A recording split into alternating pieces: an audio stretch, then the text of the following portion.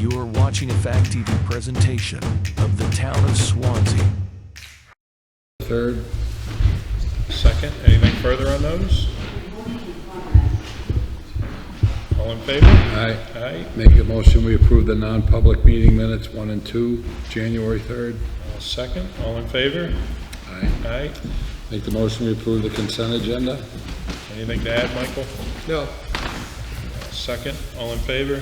Aye. Aye. Public input before the public hearing on the budget. Looks like they're going to keep their powder dry. Consideration of new business, Upper Wilson Pond Dam construction contract award. So we opened bids on that last Friday. It had been out to bid for about a month. I included the sheet here. So the bids ranged from the low bid for Gordon Services of $1,335,000 and some change to the high bid of Kingsbury Construction, $1,670,000 and change. Gordon was low by about $60,000. So in terms of the overall project cost, relatively normal amount. It's not like they were $1 million under, $500,000 under. So Charlie did some reference checking, and as you'll see in here, I guess he didn't put it in here, but I did confirm that he recommends the award to Gordon Services for the amount of $1,335,700, and then I included some additional funding for contingency if things come up during construction.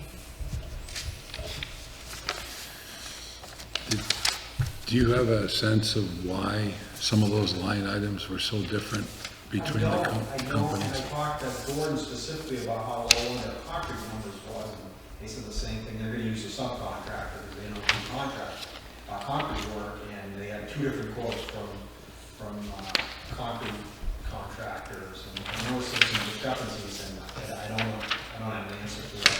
Some of like the mobilization completely different across the board, and I don't know. That's pretty straightforward. The concrete is somewhat too.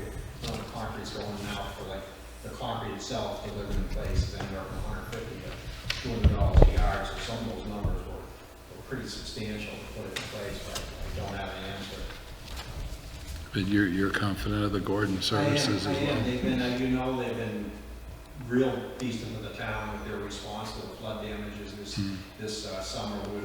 Would have taken a lot longer and a lot more money to rebuild the roads if it wasn't for them. Their response, anytime we call, like in the middle of the night, they're there. I talked to them a little bit, like I said, they haven't worked on dams before, but it's pretty straightforward concrete work, and they're using a subcontractor that's worked on these projects before. In my own mind, I kind of predicted they were going to be the lowest bid because out of all the contractors, they were the only one that could provide the materials from their pits, remove the concrete, repurpose it by crushing it at their pits, do all the excavation work. The only downside they were on was using a subcontractor, but the prices they got on the concrete from the subcontractor were obviously very well. Okay. I'll make that motion, Beverly. Yeah, Second. Say the complete motion, please, Mr. Hopper. It's right here. It's on page 3 of the packet. So we're looking for a total amount of up to $1 million. I have the total amount. What I don't have is the dollars from is there dollars coming from a certain?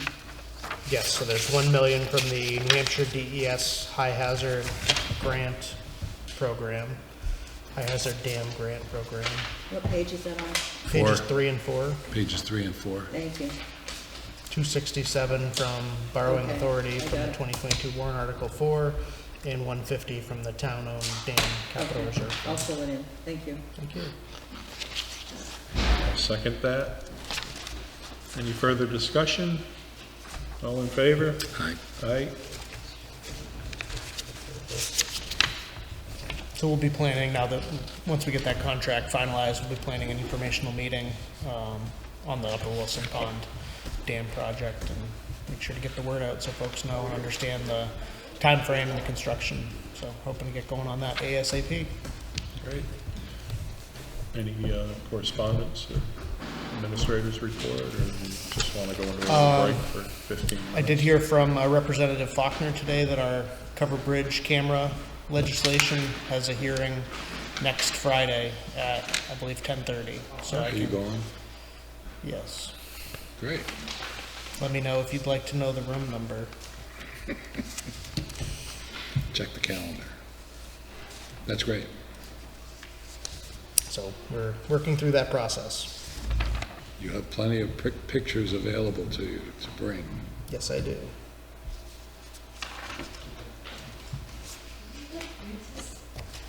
What's your feeling on taking a 15-minute break while we wait for the public hearing? Yep, works for me. Okay, Beverly, I'm sorry? We're gonna I'm take having it- a hard time hearing you. we're gonna take a break for 15 minutes Okay, before the public fine. hearing. Yep. Ready, Gary? All right, it being 6 o'clock, I'll reconvene the Board of Selectmen's meeting. Today, we're gonna have a public hearing. I'll read the notice thereon. Fire station and bond hearing. North Winchester and California Street bond hearing. Wastewater solar and energy efficient project bond hearing. Wastewater facility study bond hearing. 2024 budget and warrant hearing. And Michael, if you would.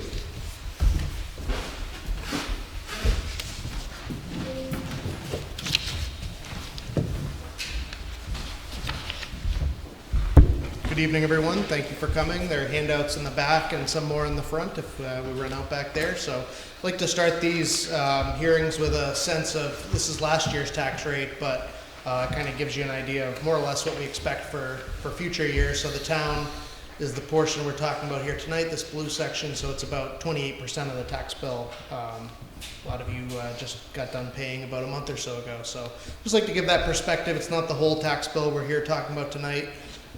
Big red piece is the school district. They have probably a similar budget hearing around this time of year, and then they have a deliberative session in February. So we're here talking about the town portion. One general announcement. So we're going to talk about some tax rate estimates for different warrant articles tonight. Use those with even more caution than you normally would, because Swanzey is every 5 years goes through a revaluation of assessments. And our year is 2024, so we're going to be going through a revaluation. So everyone probably knows from the news and whatnot that the real estate market has changed pretty dramatically since 2019. So we're expecting some significant increases in values, which should mean the tax rate is going to go down. But if you take these rates that we have in here, and then when you get your new value, you compare them, you're going to think, oh my goodness, my tax bill's gonna be crazy, and it's not necessarily the case. So I would just caution you to not use those tax rate estimates when you get your new values. So in your handout, you've got a copy of all the warrant articles. We're not going to go through Articles 1 or 2. Article 2 is covers the zoning amendments, which the planning board had multiple discussions about. The planning board chairman is here, so you can catch Scott after if you'd like to discuss, but we're not here to discuss those tonight. So the first item we are going to discuss, which is not super easy to read up there, hopefully you can read it in your handout, but the short summary is it's a $4 million bond, $4.5 million total cost for a new fire station at 321 Old Homestead Highway. I'll talk about the little funding breakdown here in a minute. So the proposed station this year is just under 9,000 square feet. It's located at 321 Old Homestead Highway, which is land the town owns, and it would replace the current fire station number 2, which is in the basement of Town Hall. There are 2 other fire stations that would continue to exist and have equipment in them if this were to be approved. So I mentioned, the article is $4.5 million, but the total estimated cost is actually $5.28 million. I'll discuss in a minute why those numbers are different. Unfortunately, from an accounting perspective, they have to be. Again, I'll explain why in a minute. We got a quote for a 25-year bond from the New Hampshire Municipal Bond Bank, and for a 25-year bond, we'd be looking at about a $290,000 payment per year. That rate is estimated at 5.75%. Much higher than what we've paid for prior bonds. We've had a few as low as just under 2%. We did have a bond last year for Upper Wilson Pond Dam, which was significantly lower than this, so we're hoping that's a conservative estimate and is going to be lower than that, but we're budgeting based on that and providing this estimate based on that. And the 24 tax rate impact is just an appropriation. It's not paying towards the bond, which wouldn't start to be paid until 2025. So when we started this effort, folks know this has been a long process to try to replace that fire station.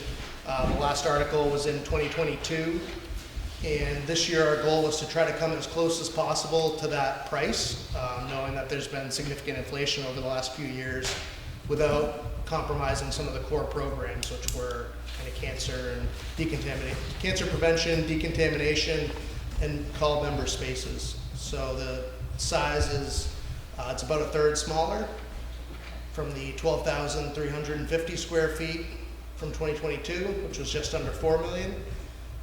We reduced one of the double deep bays and shrunk the administrative areas. We also swapped where the bays were. In addition, the bays were kind of in the middle of the sandwich. Now they're on the end of the sandwich, so if we need to add on bays in the future, we have that space.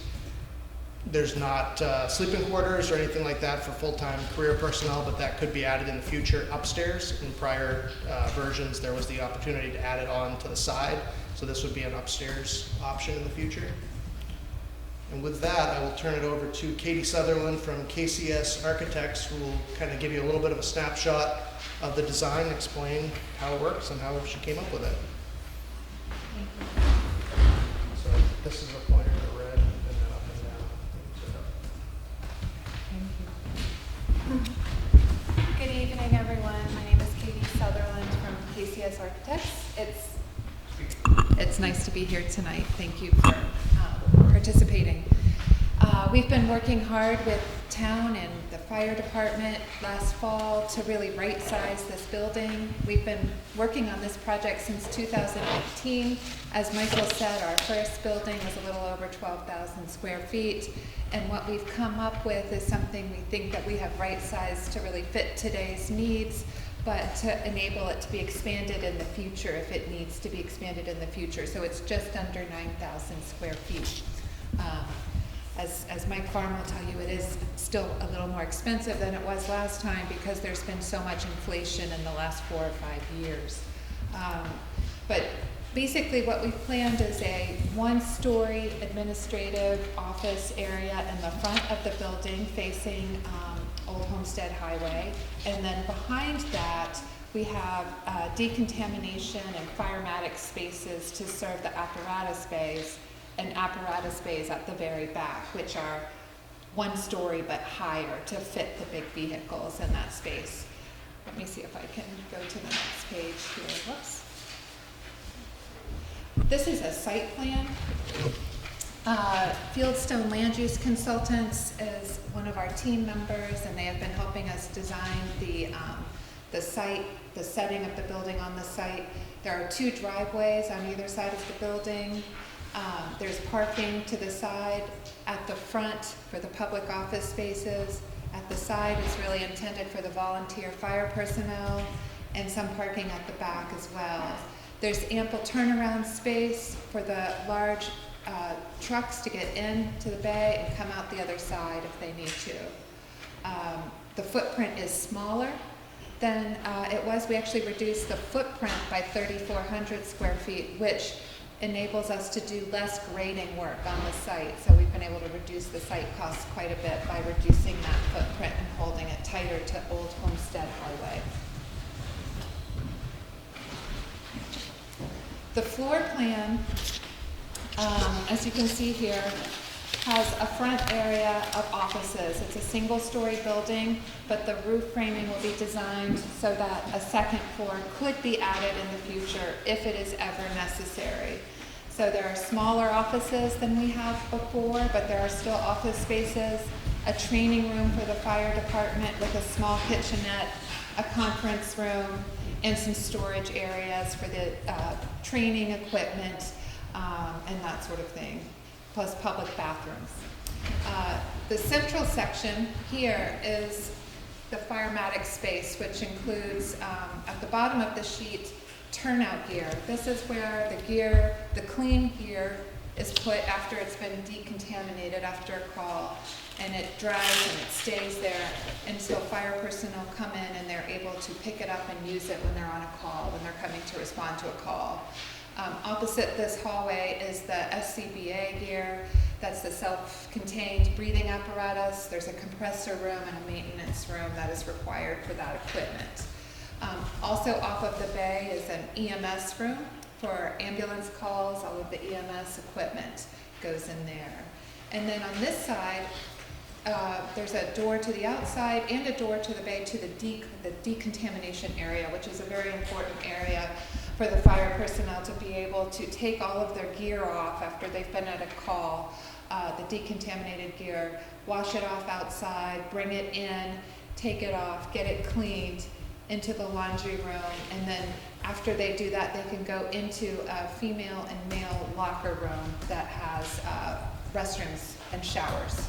So this is a very efficient layout of the space. We've been able to reduce the sizes of some of these spaces and rethink about where they are in the building so that we can have the bays at the back and able to expand and add another bay should that ever become necessary. It may not become necessary, but if it does become necessary, this is a smart plan because we can add another drive-through bay at the back of the building. So lots of work went into discussing this with town, with the fire department, to make sure that we could really get these spaces as small and efficient as they can be and still work well for the fire department and for the town that they're serving.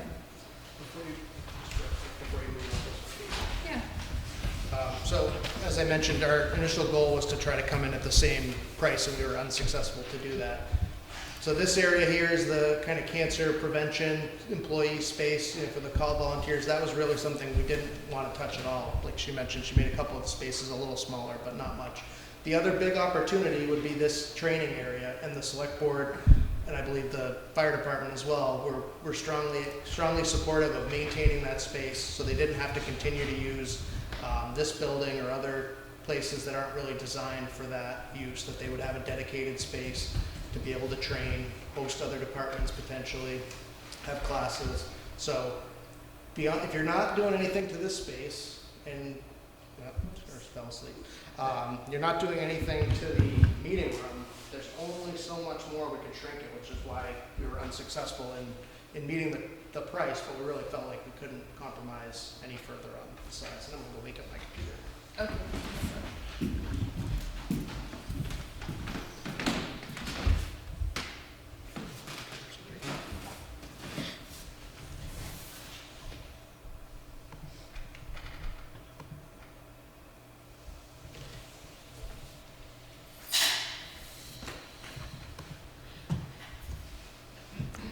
While he's waking up the computer, I did bring a set of prints, which I put on the other side of the room on an easel there if anyone wants to be able to look through the drawings after the meeting. They are there and available.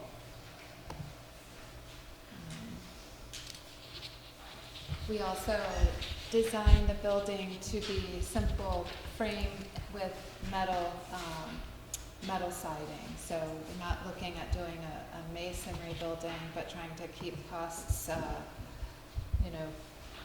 and maintenance smart by using a metal siding product. We were going to use a gray metal siding with red windows, red highlights, and I will show you that as we get through the drawings.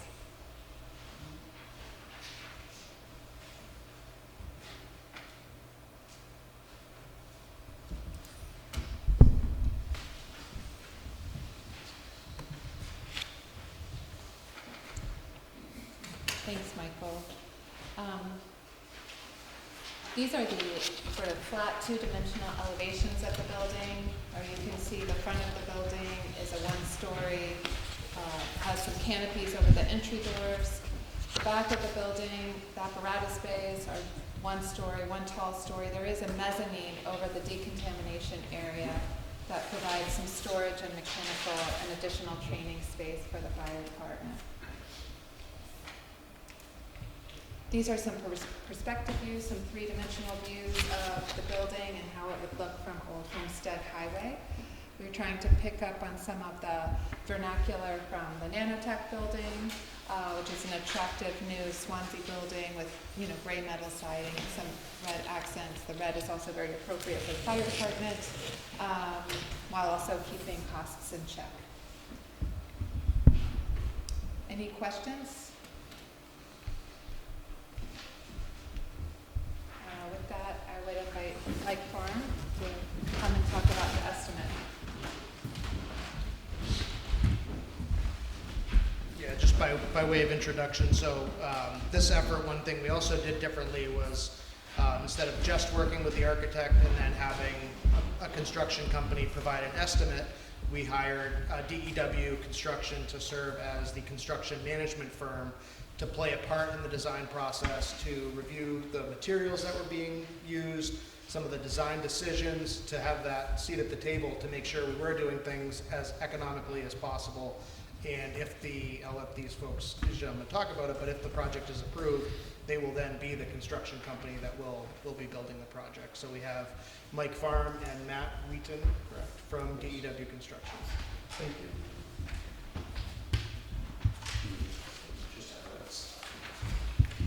I can't remember, but you do have a handout that should be larger here.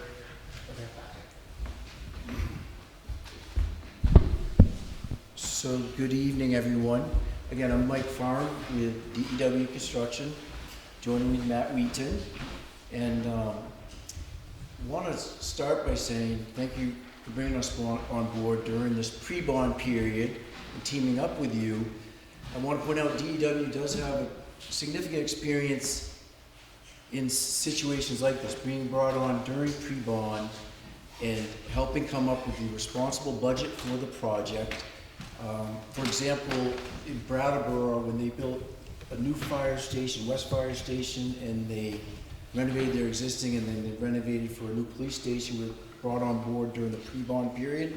So we recognize the importance of having an accurate and responsible bond value, bond budget, and it's responsible. We take it very seriously, and we put a lot of effort into this.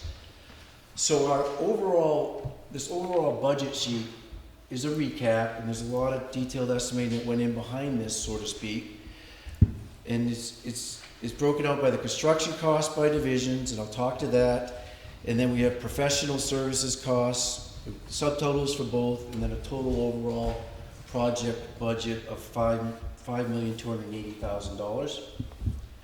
So starting with the construction cost, for those of you who maybe aren't familiar with construction terminology, we refer to there's trades in construction, like there's site work, and most of you probably know that's where you're digging in the ground, you're putting in dirt and pipe, and you want to make sure you have your soils done correctly, so when the foundation goes in, it's properly supported. There's concrete, we know what concrete is, there's steel, I won't read them all. And then there's some of the others of it, fire protection, plumbing, HVAC, and electrical. All of these trades that we envision per the current design in this project, we estimated in-house. We have 7 estimators, and we broke this up with people's strength. We had one person dedicated to the site work and the concrete. Our in-house mechanical engineer focused on the pricing for the mechanical, which is the heating, ventilation, air conditioning, the electrical, plumbing, fire protection. And the third estimator did the balance, and then we assembled all the costs for the total cost. So I won't go down each line items, but we're ready to field questions on them as you want. But we have the cost for construction shown. We have our costs, our construction management fee, insurance, and general conditions. And then the line item within the construction costs, you see a design and owner's contingency. You can see the level of documentation where it's at. The architect and the design team haven't been released to go full steam ahead yet. So at this stage, it's our recommendation. We need to, as a team, carry a contingency. We don't know everything yet. Not everything's been designed. But what we don't do is we estimate those divisions I mentioned earlier as we see it. We don't put contingency on all those. We estimate those as we see it per the drawings and our meetings that we've been having, as Mike mentioned. and then we assign a contingency that we all manage moving forward. Then the next category is professional services costs, and you can see those. There's site design, geotech report, testing and permitting. You know, what's the unknown on this project? You know, we're gonna finish design, of course, but this isn't a renovation. We don't have that, what's in the walls, change orders, you know, added scope. What we don't know is what's in the ground for sure, although we know around the area. But still, some of this money is to get a geotech engineer there to do some test pits, dig out some dirt, make sure that the surface supporting your structure is adequately designed and the soils are suitable. There's architectural and engineering fees. There's architect, it's for the structural engineers, for the fire alarm engineer, the electrical engineer, mechanical engineer, plumbing engineers, not just architectural. Apparatus bay and decontamination equipment. That is a budget that Mike has provided at this point in time. Training and emergency operation furnishings not included at this point in time. And the last item we've listed under professional service costs is utility company charge allowance. To be determined. If there's a pole mounted transformer, we may not have utility company charges, but if it's like ground mounted, we likely would. So that's the overall budget. I do want to point out that as we proceed and move forward, these are numbers at this point in time, and this arrangement as a construction manager, it is all open book. Some of these numbers, when we get bids eventually, when the design is done, and we get 3 to 5 to 6 bids in each trade, all that is open book, all of it's reviewed together as a team, and we as a team collectively would make a decision on who to move forward with subcontractors to support the job. Any questions? And any money not spent. And go ahead. Yeah. Go ahead. Yeah, and any money not spent, like that contingency, we could be hopeful on that. If it's not all needed, that is potential. If it's not spent, it gets returned.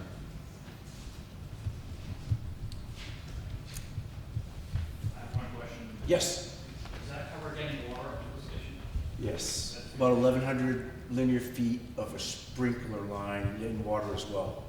On Route 32? Yeah, bringing it up the road. Yes. We price that, and that's one of the subs we reached out to check our pricing on that, how much per linear foot. So we were pretty close together, so we have that included. Yes.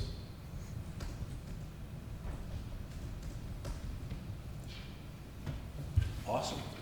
Thank you.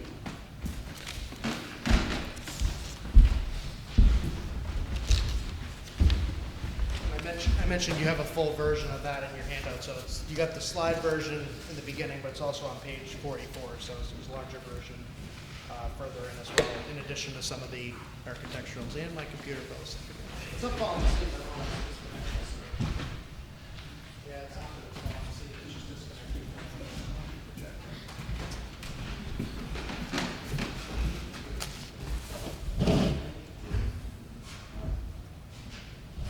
Can you bring it over where you are? I don't know, I mean, I would think further away from the projector would be worse.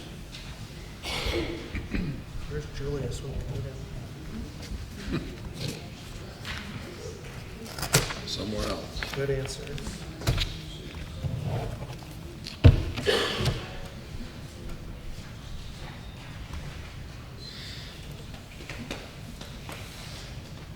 Maybe plug it in. I don't know if you can. I'm just thinking basic electrics, in case the battery's doing some power saving. Do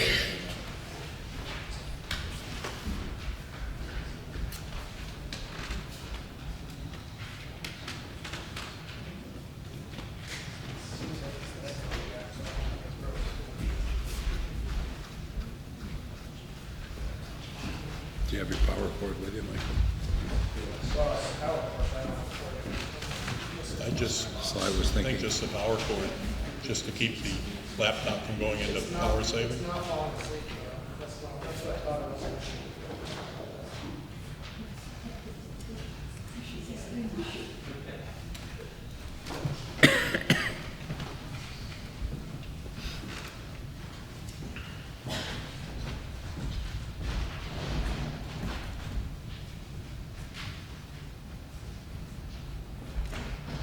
glad to use the tried and true 15-year-old projector. 10 minutes to warm up. I'm gonna start warming it up. Except I'm disconnected and reconnected.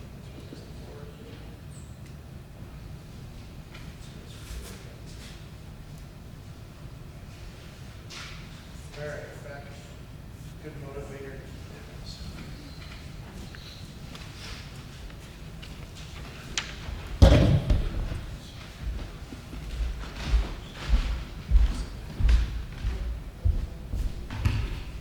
So just to wrap up the financial overview, so we mentioned the total cost, 5.28 million. The article is 4.5 million with the bond of 4 million. So the article also includes $200,000 from congressionally directed spending that Senator Shaheen was able to secure for the town, and that is something that would go away if we were not able to show reasonable progress to that we were going to construct the new station.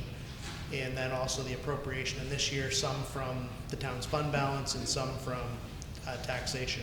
So I mentioned there's some things that are not included in the warrant article. One is the town received $840,000 from the state through the Invest NH affordable housing program for the project over at Route 10 and Perry Lane, the affordable housing project. So we're suggesting putting $500,000 of that money towards this project. And then last year we had an article that saved $300,000 in the fire station's capital reserve fund. So that's something that's under the selectmen's authority. So that covers a lot of those contingency and some of those costs that we hope not to need versus borrowing for that amount. We can use these other funds to try to keep that cost down.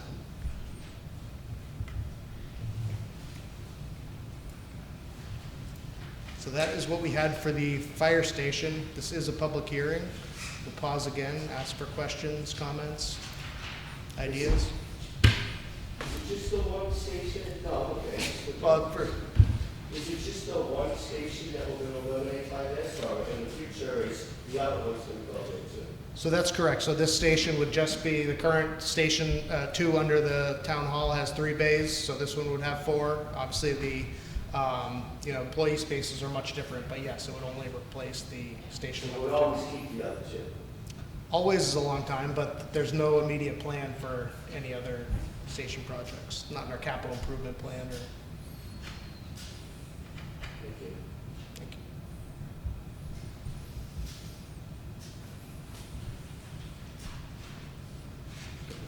All right, seeing, what's that? Go to 4. All right, so we'll move on to the next one. So these other ones are much quicker, and we got the projector turning off, so we'll keep going. So again, this is very small. I will not read this whole thing, but I'll give you a summary.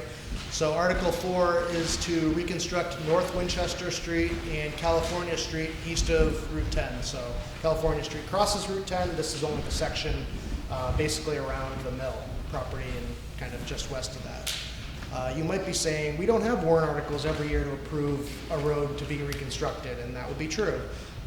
This one, for better or worse, we were able to receive some what they call forgivable loan, which is essentially a grant, and then low interest loan through the state.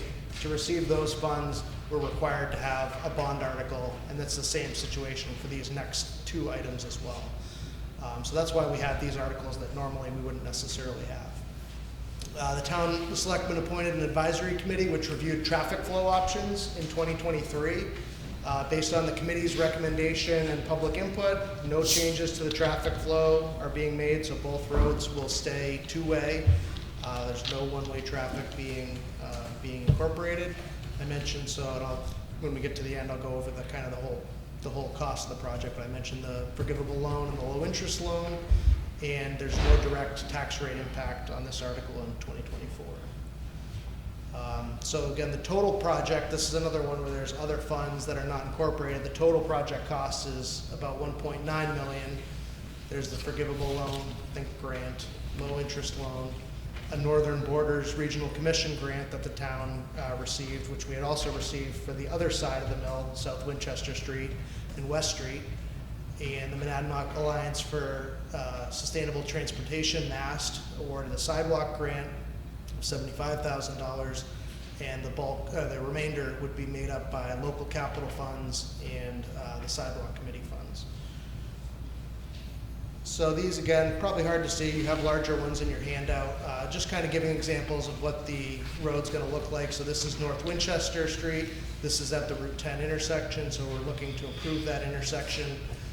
Right now it's kind of a slip lane. We're trying to make it so it narrows up a little bit and slows down the traffic to try to make it safer. I believe this is just a stretch of North Winchester Street. And this is the North Winchester Street, kind of California Street, Main Street intersection here, so the Thompson Bridge is over here. So we're looking to narrow that up. That area, if you're familiar with it, is exceptionally wide right now. So we're going to narrow it up a little bit, improve the crossings, and then this is the California and Route 10 intersection. That one's staying more similar to how it is. So that is all I have on that one. So we'll pause for any questions, comments, or concerns on Article 4.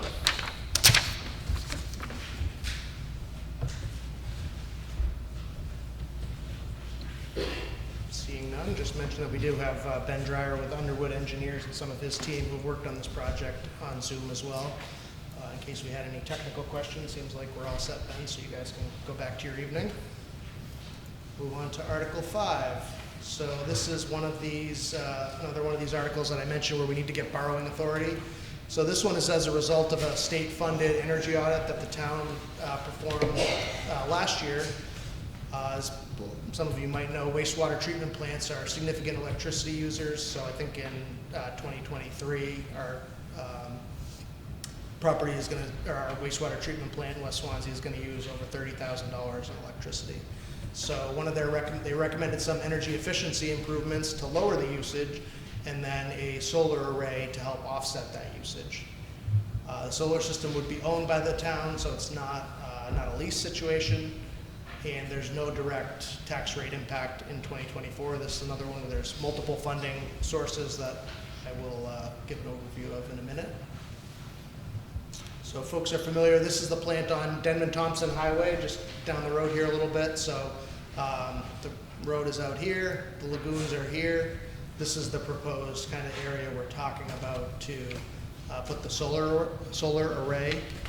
One of my questions, which you might be wondering, is this going to limit future uses of this property? We're going to talk in the next article how this system has some kind of limitations right now. Are we tying our hands by putting this solar array there? Are we going to need another lagoon?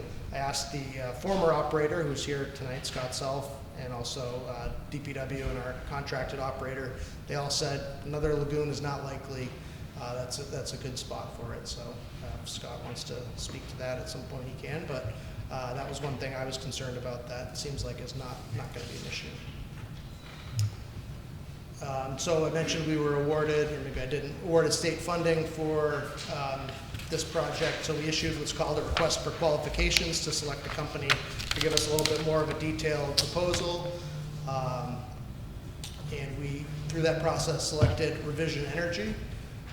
We have Jude Nuru from Revision Energy here, who I'll ask to come up and maybe speak a bit about the project and then answer any questions you might have. As I mentioned, the total usage right now is a little over $30,000 per year. And based on the other funding sources, we're expecting the town sewer fund cost to be relatively minor in the range of around $80,000. So, Jude, thanks for coming. Yeah, are you going to adjust the mic? All right. Good evening to all of you. My name is Jude Nuru. I'm from Revision Energy. I've been working with Revision Energy for the last 3 years, a little over 3 years. We have been in business a little over 3 years now, working with municipalities, schools, and businesses across 3 different states: Maine, New Hampshire, and Mass. So we celebrated our 20th year last year. We have about 5 branches across these 3 states. We have 2 branches in New Hampshire. And this is I would like to know, Vision Energy is more like a household name, but just in order not to waste your time, I would like to know how many of you have heard about Vision Energy or have done business with us either as an individual or at the organization level. So has anyone heard of Vision Energy or seen some nodding? Okay. Yeah. Yeah, so Vision Energy is a B Corp, which means that we went through an independent verification process to be certified that our operations are consistent with the triple bottom line of people, planet, before profit, and we are also 100% employee owned.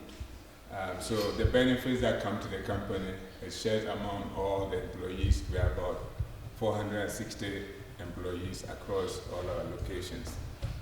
So I would like to use this opportunity to thank the town of Swanzey. I'm also a resident here, but I don't work for the town. So for selecting us to partner with the town to build this important project. We have done several of wastewater treatment plant projects, notably Keene. The largest, Keene is right in Swanzey here. It is our largest wastewater solar project. We have also built one for Winchester, the City of Lebanon, Town of Hanover, City of Claremont, Hookset, and several others. So, and we have several others under construction. So we have quite substantial experience in building projects like this. So we were selected through the bid process, and the design is 122.7 kilowatt DC. That means that would be 100 kW AC. When we talk about the system from the utility point of view, we are talking about AC. So this system is projected to generate about 162,326 kilowatt hours of energy. And that is a little over what the site is currently consuming, like the wastewater treatment plant, which is about 140,000 kilowatt hours. So that would be about 112% of energy offset, meaning that there will be some excess energy that will be sent to the grid. So the way that we have designed this system is to interconnect it to the EverSource grid. So currently there is a 30 kVA transformer at the site, which is too small for the system that we have designed for the site.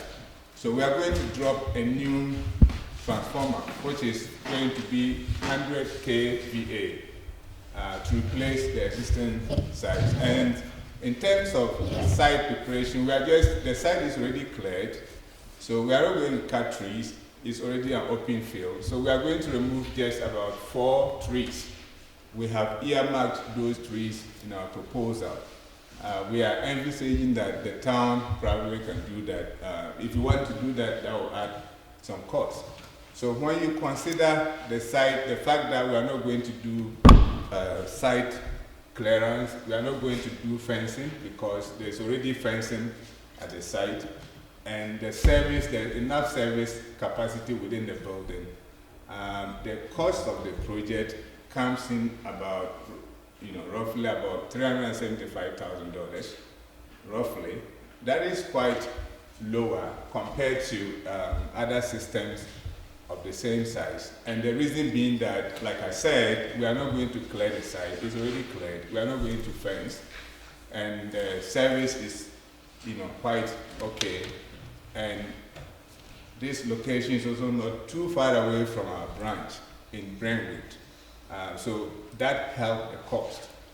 Compared to if you were to build the same system, let's say in the North Country, that would probably be much more higher than what we have estimated. So this system, with all of the consumption and the offset, we are envisaging that the town can get 50% of the cost from the state. I'm not too sure exactly the source of that funding, but I understand from the RFQ that we responded to, the town will be getting about 50% of the cost from somewhere. And then we've also modeled a system for the town to be able to take 30% of the total project cost from the federal government investment tax credit. And so all of that will boil down to about maybe the town having to come out with about 20% of the project cost. So with all of that incentives coming in, the system will pay off itself in just about 3 years. And so that's a cool project, and these are incentives that can really help the project, pencil. So that's just a brief overview of the project. If there are questions or any clarification, either relating to the system size or the projections or other savings assumptions, I'm happy to address those questions.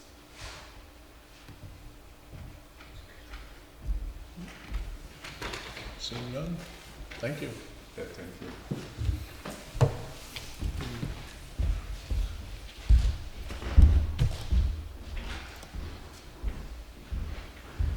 Article 6.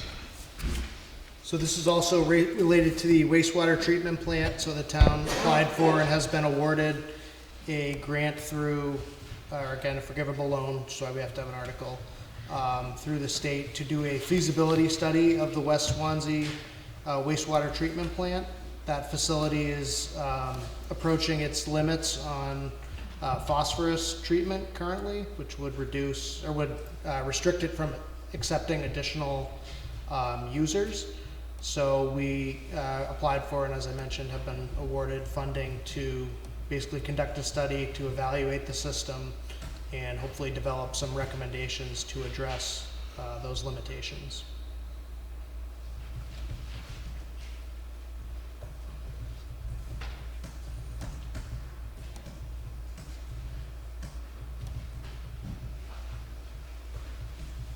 How'd I do? I think I covered it all.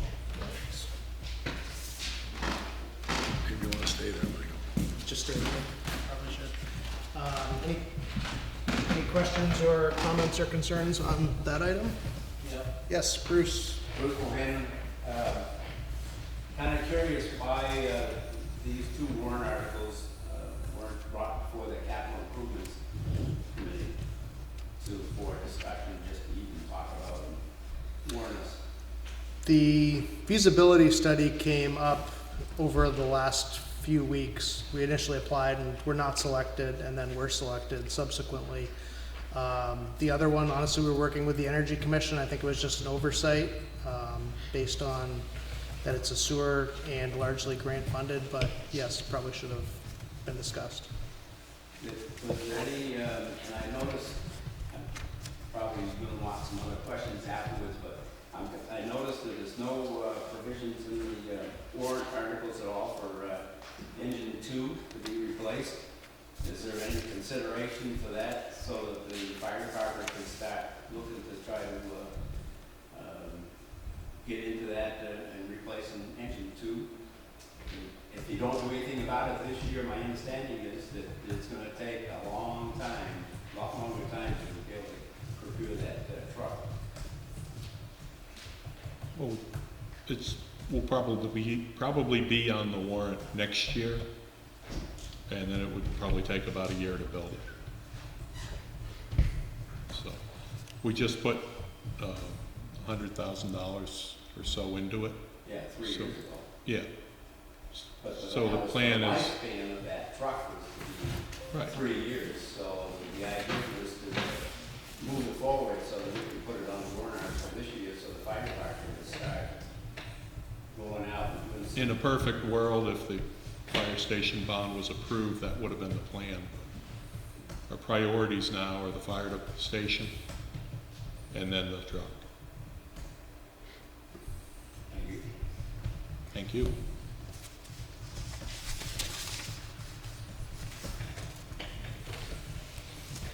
Seeing no other hands, we'll move on to the next article, Article 7, which is the operating budget.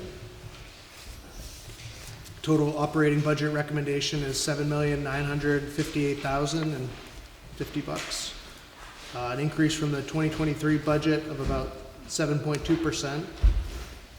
The default budget is listed here with most of the adjustments based on debt service being paid down, a lease being paid off, and picking up bond payments for Upper Wilson Pond Dam.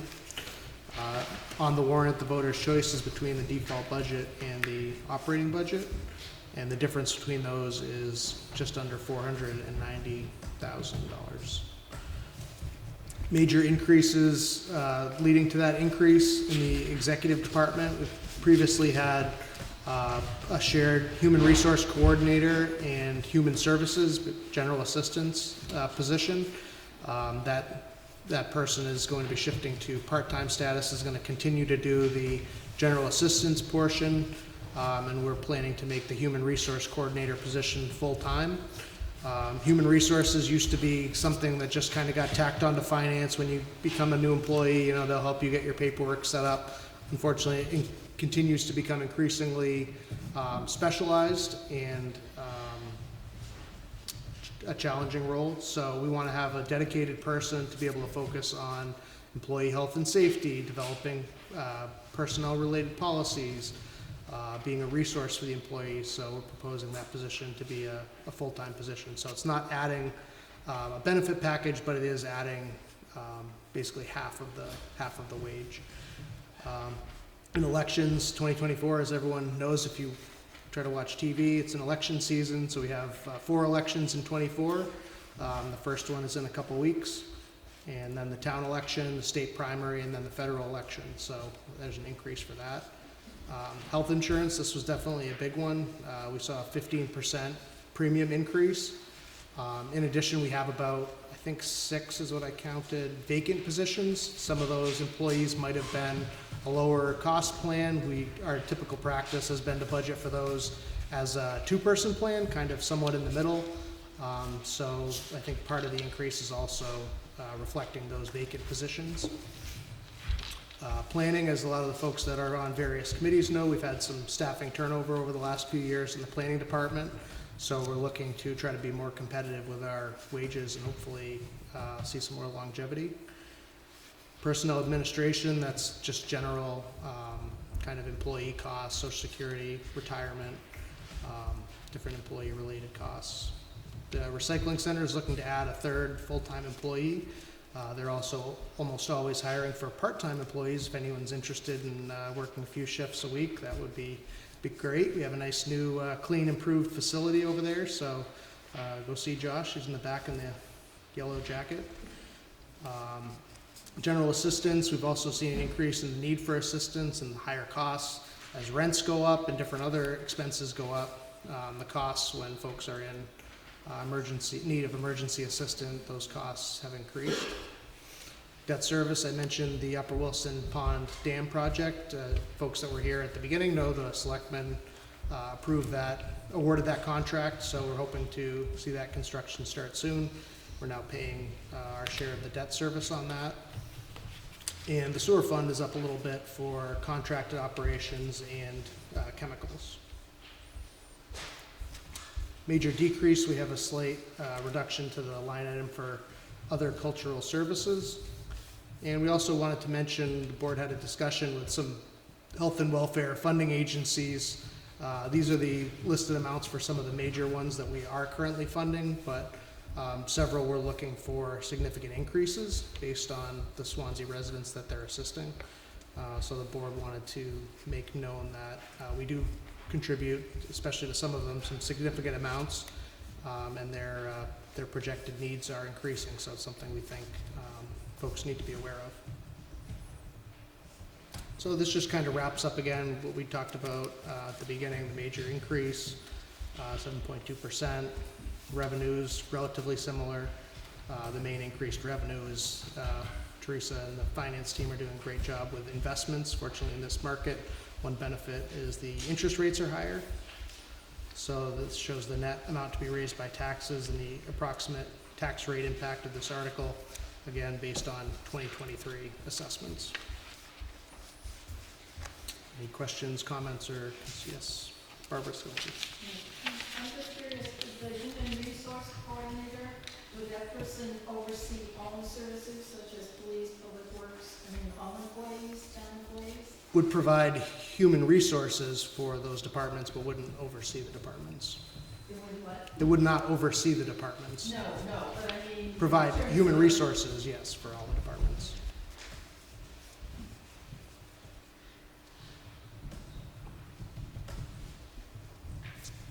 Yes, Mr. Moderator.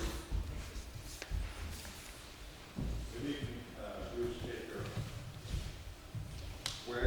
When you listed the major increases, what sort of, a lot of the projects had some sort of research, engineers, and everybody else working on this stuff. How did you come up with these needed things other than, oh, we need another person here or there?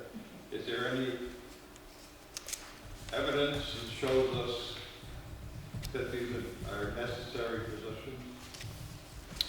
So the main new position is the full-time recycling center position, which maybe Josh can speak to. I think it's gotten increasingly challenging to rely almost solely on part-timers.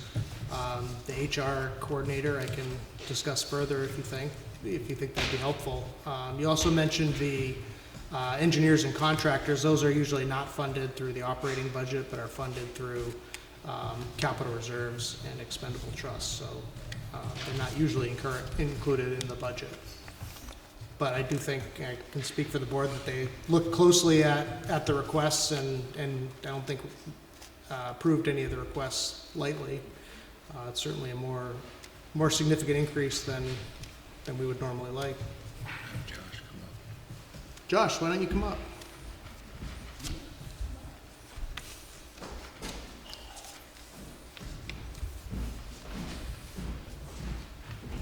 So we're looking for a third full-time employee because of problems filling part-time slots.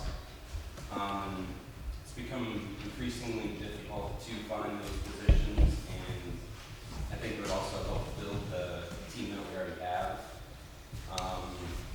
It's a very time-consuming job, and the third full-time would help kind of cover different slots and help us out and really improve overall operations. Michael mentioned the work they're doing on the sewer. Oh, yes. Josh and Nick are also working to learn more about the sewer operation, the West Swanzey wastewater treatment plant, and hoping to work on getting their licenses so they can help cover. So that's another way that kind of takes their time away from their other duties, can help kind of backfill it with this other position. We've been looking for the full-time seasonal position, which we had in the budget for several years. Finally did fill it, and then he went back to wherever he lives in the winter. So just really needed another dedicated person over there. Really help round out the team and kind of help build up the team that we already have and ensure that we have another person that's able to train as we get new people. And our current staff is a variety of ages and not really guaranteed to have somebody 5 to 10 years. It could be a 2-3 year stint, or looking for a little more longevity, I guess would be the best way to put it, so where we can help grow in that position and really just help overall operations and residents, help them out as well. So I think it'd be a very important thing to have that third person. Any questions? Mike, you said that Josh will be looking into some of the operations of the wastewater treatment plant. So can you clarify, I mean, we have a company that runs that plant, so what is it that they won't be doing that Josh would have to pick up those? I can speak to that for you. So, Scott retired from operating the sewer plant. He's a real asset to the town. Did the work of what would basically take 3 operators right now. So we are using a contracted operator right now because of the lack of licensed applicants. It's that simple. And one of our, I wouldn't say long-term, but it's not a short-term goal, is if we can get Josh and Nick to have their licenses. There's a stage 1 license that's required. They're in the process of trying to get that now. And then they would work with the operator being trained for a period of approximately 3 to 5 years so they can get their stage 2 license. And then with a goal in the future of going away from having an operator run the plant. But it is long-term. I think Josh and Nick can speak to what Scott definitely can. It's pretty complex. It's not just something you pick up in a little bit of time. And the demands keep changing, a lot to do with the permit for operating the plant. The demands keep changing. So if everything worked out well, in a 3 to 5 year term, we could possibly go away from a contractor. But that's definitely down the road. But the more, once they would get their stage 1 licenses, they would get more involved with the daily operations of the plant. And we could start to scale back some of the operational costs, still use the contractor, but scale back how much they do and start to turn more over to the town.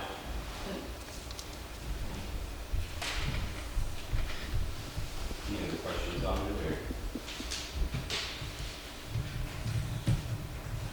Thank you, Josh. Thanks, Josh.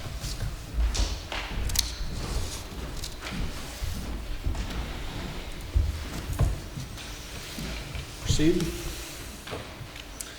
So we got these charts and graphs that we include each year. Just gives you a sense of kind of the overall budget picture. So the different percentages by department. This would be nice in color. And then the revenue breakdown, pretty typical, 50% from property tax and the rest divided up.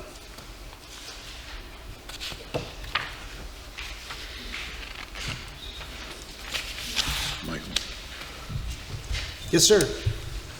Is there, this is showing the operating budget going up 7.2%. Does that include what we're going to be paying for all these other things that we've been discussing to this point? That is just for the operating budget. Do you have an estimate of what that's going to be if all those bonds pass and we have to start paying the bonds, how much that's going to affect the tax rate? I do, yes, at the end. We get to a summary of the articles at the end.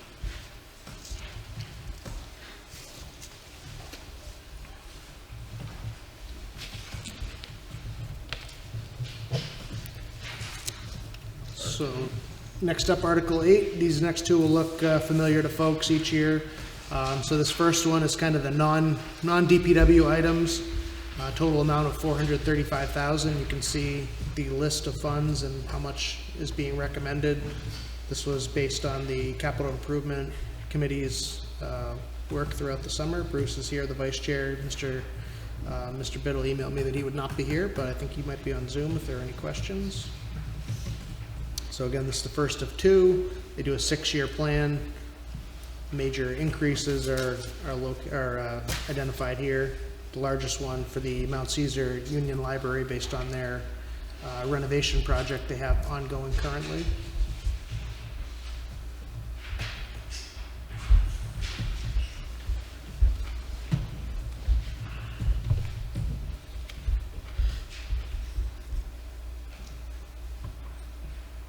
Any questions, comments, or concerns on this one?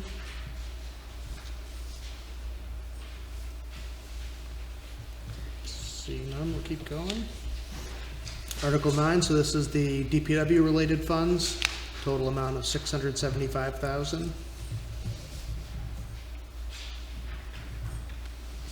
Major increase was for highway equipment based on equipment prices increasing significantly, even more than general inflation.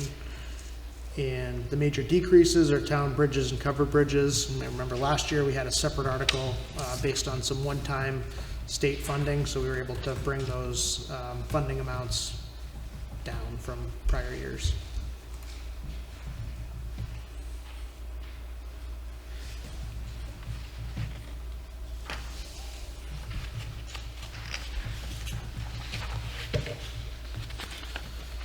So this article is contingent, so if Article 3 passes, doesn't matter what happens with this one, but this is kind of the backup plan to, if a bond article does not pass. We had an article like this last year, trying to put away $300,000 a year to save up towards a new or improving existing fire stations.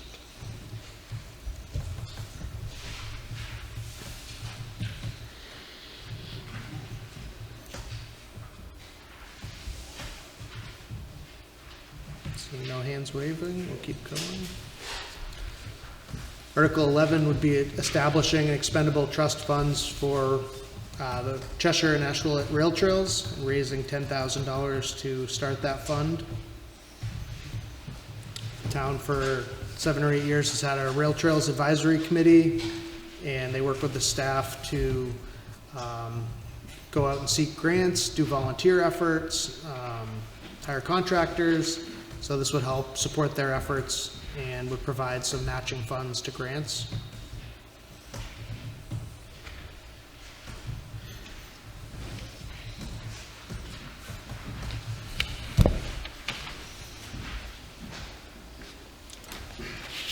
No hands waving, we're getting close. So the next article, actually the last article of another business, is to set up an expendable trust fund for ambulance services and raise $40,000. One of the items we spent a lot of time in the first half of the year on was ambulance service.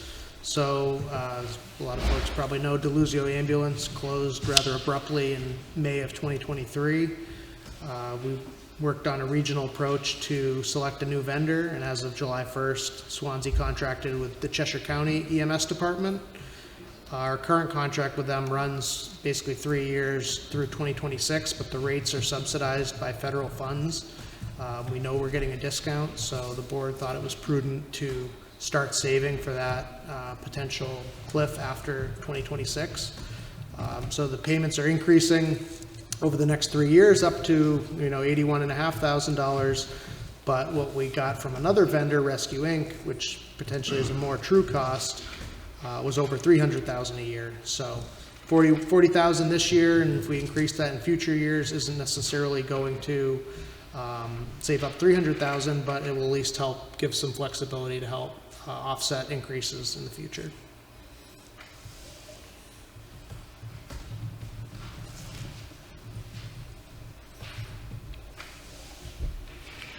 Seeing no questions or concerns, so this is that summary we were mentioning. So if all the articles pass, again, the contingent one is it's assuming either that passes or the fire station.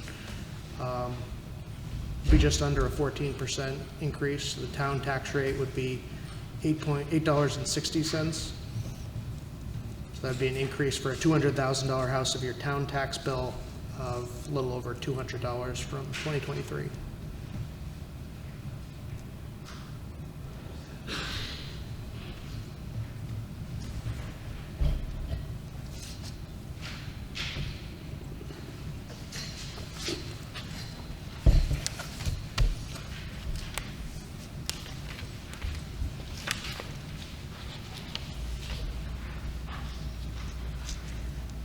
So we'll say again, this is a public hearing, so if any other questions, comments, input, be greatly appreciated. The next step will be the deliberative session, February 6th, weather permitting, 7 p.m. at Whitcomb Hall. That's where the articles can be amended, and then the voting day is March 12th at the Nadnock High School gym from 8 a.m. to 7 p.m. Norm? Yes, my name is Norm Swanzey, and I'm a member of the Selectmen's appointed advisory committee for the Goldenrod Drainage. And that project has been in place since about this time last year, meeting a couple of times a month to look at the drainage hall property, figure out what to do with it and what was wrong with it, what the uses could be. And we have been working very closely with the selectmen, making quarterly reports, keeping them appraised of what's going on. And our main focus was applying for some grants to renovate the building, because architect Petrovic had done a study a few years ago and said basically a restoration of that building would be about $1 million to do it correctly. And everyone knows that if we didn't have a grant, there would be no way we could do that. So in the intervening time, what's happened is that we realized that there's some serious repair work that needs to be done to the building to stop water infiltration, the roof, the windows, and some drainage. And so the selectmen are aware of this, and I just wanted to bring it out as a public hearing that if there was any way to get some consideration, we do have $30,000 in capital improvement fund to be used for the building. We did make some electrical repairs this past year, which was very successful, and the building use to demonstrate what it could be for the community. One of the groups that they're running for grant during the warm weather, kind of a senior citizen outreach program, a thing called Coffee Connections, which quite a few seniors attended. And we also did a fundraiser there, which was a bluegrass festival, trying to get money earned to go toward this project. So all I'm saying right now is that the roof, is, according to town staff, really needs to be replaced, the entire roof. The windows, which are original windows, the glass and the frames, and we've talked to preservation people, can be rebuilt and reconstructed, and probably should be. The building has significant historic value, not only to the town, but to the state. It's one of only 6 standalone Grange halls that remain in the state that are still here. So all I'm asking is maybe the selectmen give some consideration to some component of these, as we've talked about at some of the meetings, that could be included in that, as a result of this here.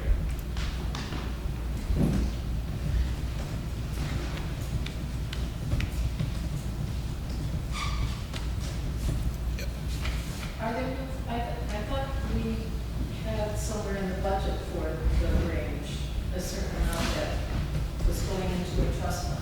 There is, in the capital improvement funds, there's approximately $30,000 that's there, but we have not been funding that, for the last couple of years, because the selectmen wanted to know what the use of the building is going to be. We haven't been adding additional.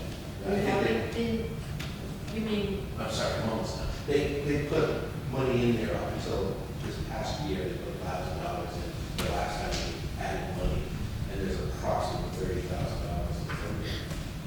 in there. And the repairs exceed that. so we don't have anything currently in our budget for that fund? For that- There's 30,000 No, right no, now. no, to so- be Oh, I get what you're added. saying. Yeah. Oh. So there's no working budget for the grant. There's no account specifically other than capital improvement. Capital It's improvement. been, Well, there is a capital improvement, but don't we usually put money in each year to add to the capital improvement? Bruce, do you know what they put in this year? Or no? Off the top of my head, but I don't think we put anything in. so this year, the capital improvement committee did not elect to put any funding in there. In 2022, there was 30,000, and then in 2023, they added another 1,000. So there's approximately $30,000. Yeah, but I don't understand this. I thought annually that we put money into that capital improvements program for Right. the Grange. But And what I'm there's- hearing is we don't annually do that? No. There's nothing recommended this year. We know we can't save enough money to do Right. the $1 million project. Right, So we can put in a little seed money right, to try and get some grants, right, kind of like what happened here. right. So. So there is money allocated this year for, No. well, then how can you be putting seed money in if the... There's 30,000 in there. But nothing, that's just what's carried over, right? I mean, but there's nothing added this year. Why aren't we adding this year? I wasn't on the capital improvement committee, but perhaps Bruce would speak. Okay. Which do you think is more important, the Grange Hall or the fire station? Well, I don't think that it's an either or. I just I think do. they're both important. I do. I think the fire station is far more important than the Grange Hall. So we just elected this year not to contribute any money into that fund. But we have other projects that we're also We contributing are to. bypassing the engine 2, which the selectmen don't figure to put on there. But we think that's pretty important and wasn't included. So what I'm hearing is this isn't necessarily the place to add to it, that it had That's to correct. have been at the capital improvements Well, you would meeting. have to be, you can go to next month's meeting. And that can still be. Deliberative session, you can adjust the fund. But this is a public hearing, so you're still, the budget could be adjusted between now and the public hearing. I'm not giving an amount or anything like that. I'm just saying that, Mike Jasmine, who is a facilities person, looked at the building and We've been all through that. We've heard. we had a couple of major water leaks that only came up this summer. They were new leaks. And so basically the question is, do we let it go another year while the committee kind of works and make recommendations and then come back to the capital improvement committee or whatever? Or can we just say, we want to keep the building watertight. It's important enough to the community that we want to replace the roof, the windows, and the drainage to prevent water from running in the basement. Once it's watertight, we can continue to have programs there, do community outreach, get people interested in the project, but we've done due diligence as a community, taking care of something we own. That's very important building. That's really what it's down to. And it has to be done in phases. We all get that. And we know it's not going to be a $1 million project. And, you know, we had the coffee connections group there all summer long, and the folks were fine with it, just, you know, the shape of the building. They're not looking for it to be, as you would say, Bruce, a Taj Mahal, you know. But they just want to have a place to have coffee, you know, or I understand. Or activities, you know. And there's a lot of isolated people, seniors in the community that don't have a place to go, and it makes a nice place to have. The other thing that it's good for is there's a lot of nonprofit organizations that continuously say we don't have a place to meet. You know, we can't pay to meet somewhere, we want to have a group. And then the town hall has gotten to a point where the office space kind of consumed the building, so this would make a place where the town government could actually have, like if they had to have a meeting with, you know, a state agency or something, they just walk across the street and use the meeting. That's it.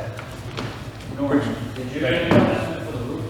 Mike Jasmine has been working on estimates, and what Mike told me is that, you know, just the way everything is, he thinks it's between 80 and 100,000 for the roof, and it's about 20,000 for the windows, and then, you know, somewhere around 7 to 10 for the drainage. But he cannot get firm estimates until they know that we're like serious to move on this.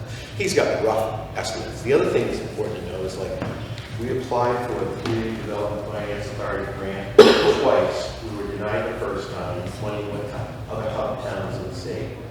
The Moose Plate grant is a grant that could work for restoring the windows, so we may get money in addition to this. You know. I would suggest that you get real estimates for that roof and fix the roof first, because that's the most important thing. You got $30,000 in there. You know, we fixed this roof out back here, and that was less than $30,000. It's not as big as, bigger than this, but still, I think you should get regular, even though nothing's going to be put in, maybe won't be put in this year to that, you got $30,000 to fix that roof. Going to be 85, I suppose. They're talking about a complete replacement of the roof with trusses. Yeah. So I guess the question is, does it need it? You know, I mean, if you want to save the building, you only got $30,000 to do it. But it does serve a purpose in the community because, you know, it's a place for, you know. Oh, I agree. Yeah. I like the building. Yeah. It'd be nice to replace it with trusses home. Mr. Investing, Well, it might be me, I just got over cold, I couldn't hear him because he was directing his voice that way, but I just want to get the gist of it. Are you trying to get the main things done, watertighted, is that what I understand? So you can buy time to gather money? And do fundraising and So you're trying to get accomplished the roof and the windows so it's tight, so no more destruction will happen? Yeah. So we'll stabilize the building, am I Yes. correct? Yes, because if we don't, we won't need it. Yeah. So that's what you're asking for? Yes.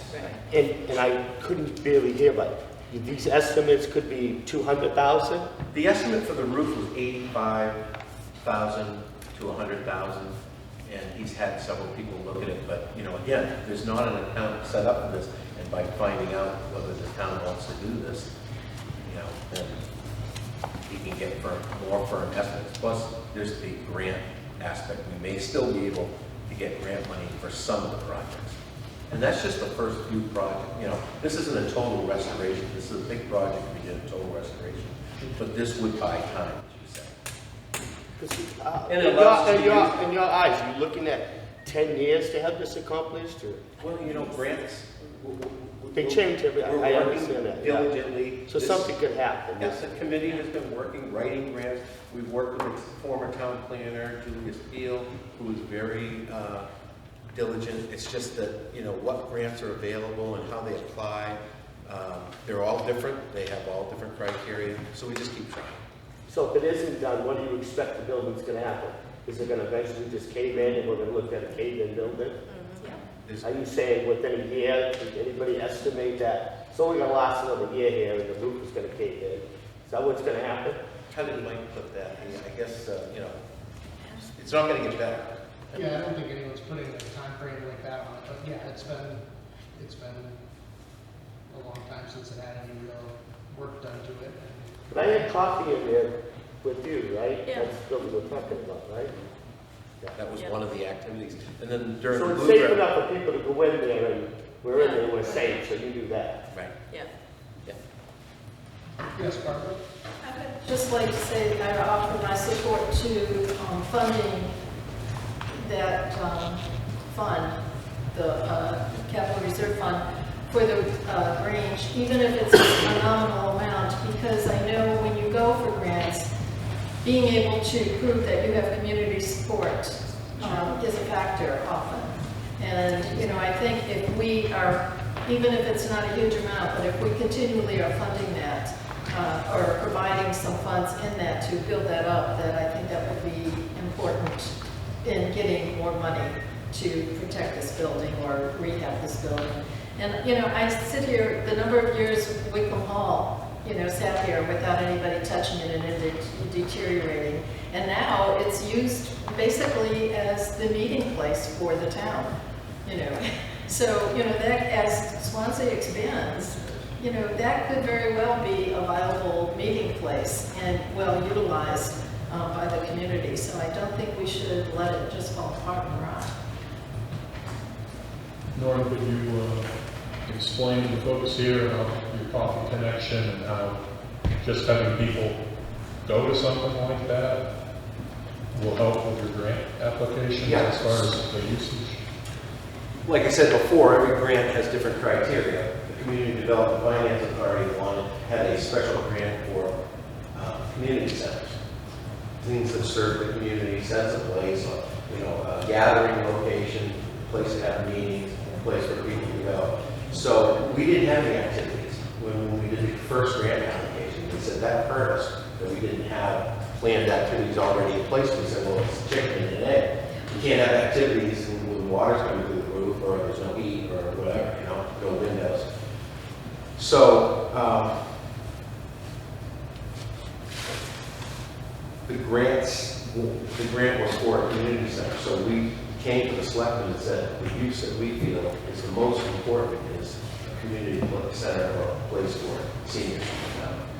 And so to show an activity, we developed the coffee connections, and we had a lot of attendance. You know, some of the meetings had, you know, 18 cars there, you know, different people who came in from the community and stayed for over a couple of hours. And then we had the Bluegrass Festival there.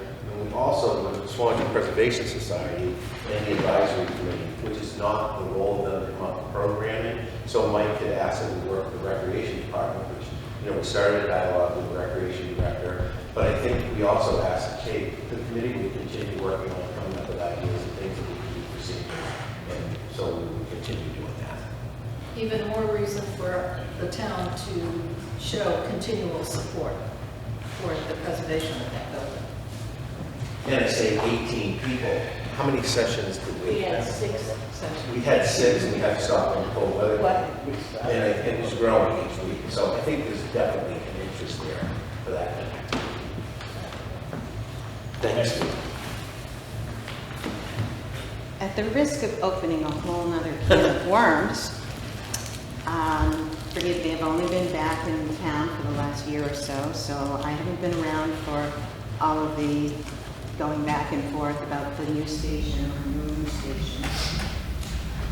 If the fire department does not pass this year, could there be some thought given to putting the $1 million into the Grange and moving your town offices into the Grange and making the town hall the fire department? So has there been any cost analysis as to, you know, what that would cost to renovate the town hall for the fire department and the Grange for the town office? So I can't say 100% because we've never had that kind of dialogue with the selectmen. We're just advisory. The selectmen appoint us, we meet, and then we tell them what we think is the best route. Ultimately, it would be up to the selectmen. I think if there were ever a project to renovate the town hall, and there was an interim need, that would certainly be maybe a smart thing. This is right across the street. But remember, too, that the building is a historic building. It's on the National Historic Registry.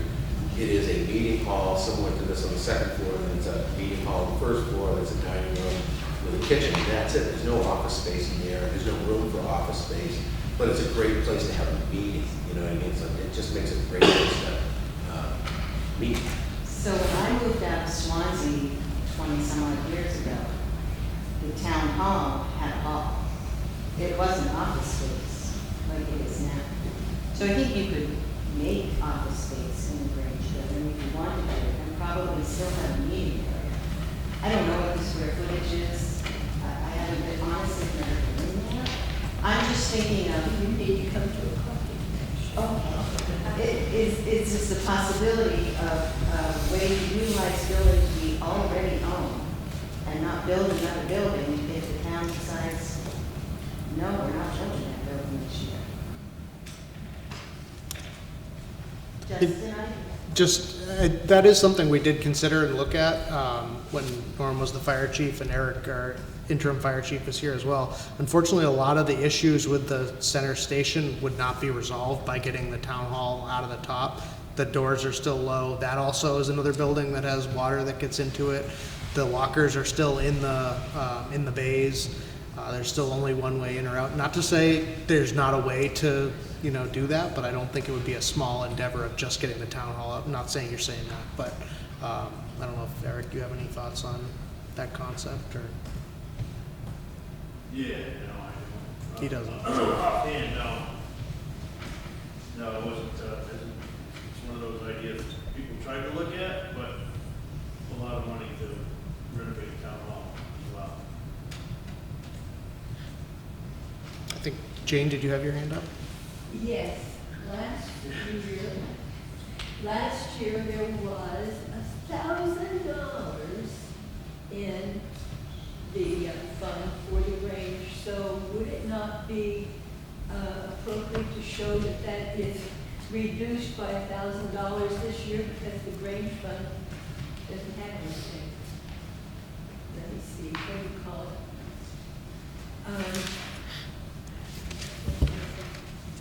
Oh shoot, I don't know the terminology, but anyway.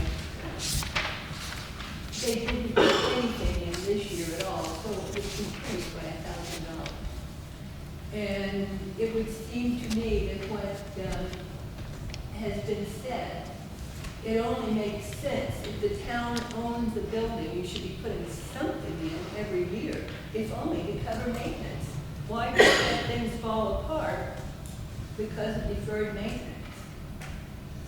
It looks bad. It looks bad for our town. It's sloppy.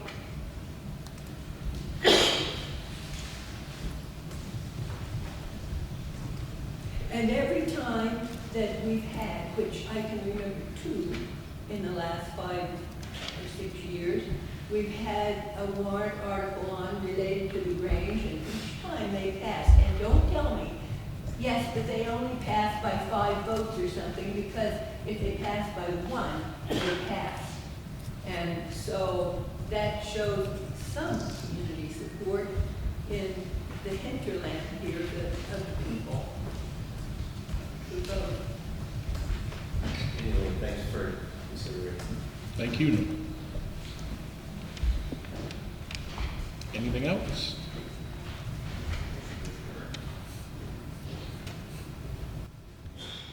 Close the public hearing. Vice Chairman? Close the public hearing and we are adjourned. Thank you. See you at the deliberative session. Thank you for coming.